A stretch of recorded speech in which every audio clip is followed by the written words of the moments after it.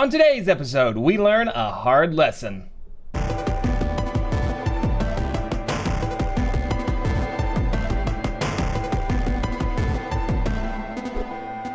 So hey guys, WC Hamill here, and I am back making another Robinhood video.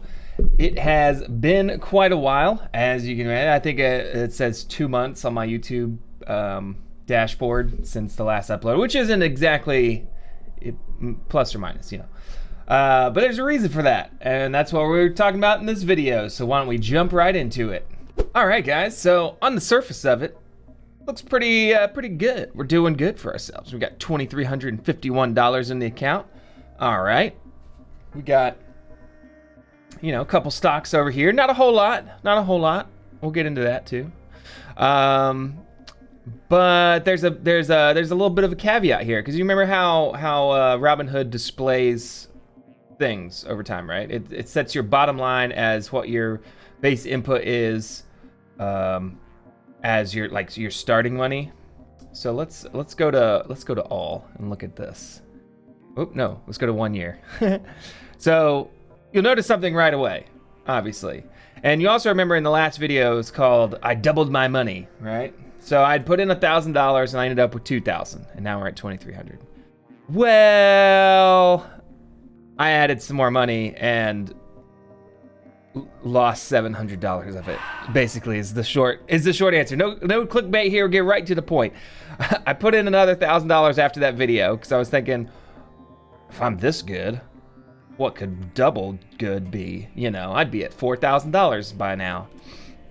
Wrong.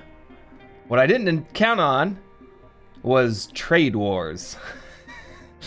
So I bought all these options right around this part right here, yeah?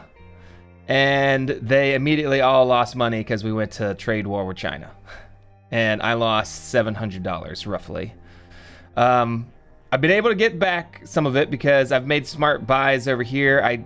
I did own at one point some number of stocks in basically all of these companies at the same time. I was trying to hedge my bets and, you know, make a broader portfolio, which is a good idea, and I'm not opposed to doing that. That's why they're still in my watch list. But a lot of them were just sitting there static and not doing anything or going up, and then they pay like $1 dividend and then they go back down and blah blah blah. So it wasn't really going anywhere. I was kind of stuck right here and I needed some cash. So I sold all that stuff and then I reinvested it into Ford and Intel. Because Intel, if you want to look at the last 3 months, Intel got hit pretty hard by the trade war. And as you can see, it was at around almost $60 a share.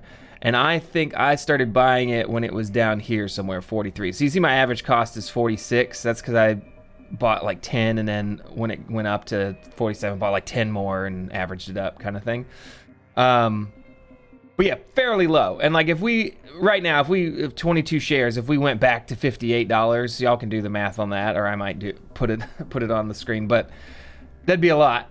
So that's why Intel's not going anywhere, despite AMD's well-deserved comeback. They'll be fine. Same thing with Ford. Ford, I started buying that when it was $7 a share back in December. You know, it was one of the first stocks that I bought right around here when it was like its 52-week low.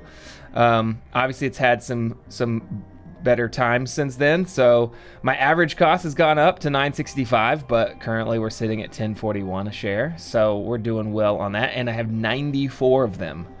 So to put it in perspective, which is kind of something that's interesting for me, if the stock went up $1, I'd make $94. And conversely, you know, if it went back down to $7, I'd lose $300 off the top. But I don't think Ford's going away anytime soon either. Tesla's a gamble, but I bought it when it was low. I had it when it was high and sold it for a loss, but now I've made that loss back because it's going back up again. So I feel pretty good about it. I'm holding out on it. They've got their earnings coming out in July, and I think it's going to be good. So if it ends up being as good as I think it's going to be, then we'll just sell it, and then we'll have $200-something worth that we could apply either to Intel or Ford for the time being. I don't recommend putting all your eggs in one basket. Don't get me wrong, but I feel like short term that this is a good solution for me. Long term, a better solution would be getting back into a whole bunch of different sectors: oil and gas, food, real estate, technology, other technology stuff, airlines, transportations, all these kinds of things. Stuff that pays dividends. So like if we look at my, let's see, what is it under? It's under account, history. Look at, we've got 3 dividends coming in, even though I've sold the stocks already. So like this one, $1.20, 1 cent because it's GE, and $2.50. So I see it's not really worth holding around when you have 10 stocks of something, or 20, and they're paying 6 cents a share for me versus taking that money and putting it into something else. When this gets bigger, absolutely go back into dividend stocks. Stop messing around with options. They're not working for me right now. I need to learn some more. Go back to YouTube school. But yeah. So I just wanted to give an update, and hope that you can learn from my mistake and not end up in the same negative boat. We're still positive.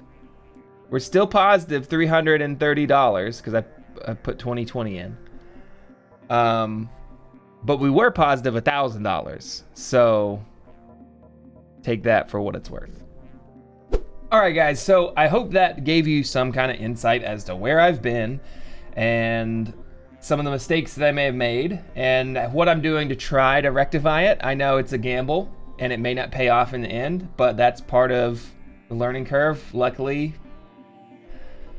I am able to do this, and it's not gonna sink me if I lose all this, although it would really, really, really be bad. But that's part of it. I knew that going into it, and hard lesson, but one well taken to heart. So thank you guys so much for watching. As always, been WC Hemel. Check out if you're interested in getting into this stuff, click the link in the description, blah, blah, blah, blah, blah. Thank you guys so much for watching. As always, been WC Hamill, and we'll see you in the next one. Bye.